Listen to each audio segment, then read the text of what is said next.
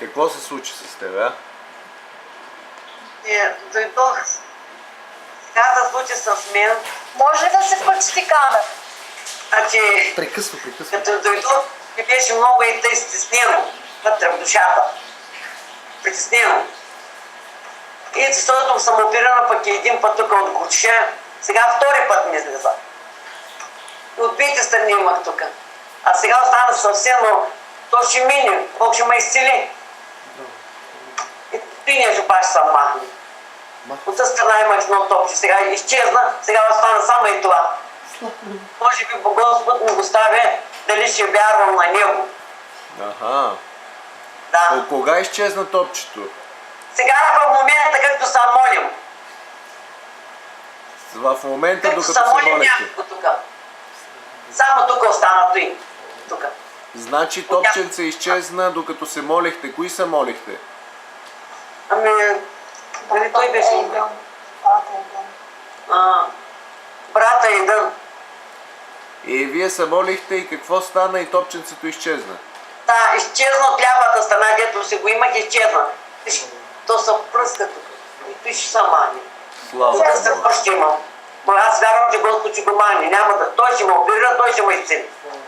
Да, и другото топченце сега ще напусне. Аз служи там ръка на това другото топченце.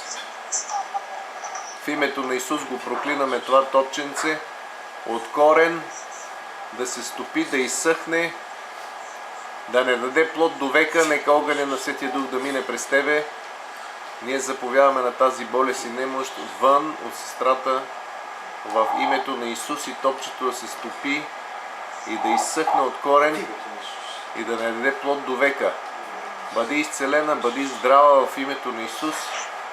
Благодарим ти, Святи Боже. Благодарим ти, Святи Боже. Халелуя. Отдаме ти слава и хвала. Кажи, Господи Исусе, Господи Исусе, аз ти благодаря аз ти благодаря. за пълно изцеление, Пълно изцеление. защото в Твоите рани имам изцеление. Защото в твоите рани има изцеление. И аз съм изцелена от Тебе. И аз съм изцелена от тебе. На кръста преди 2000 години. На кръста от 2000 години.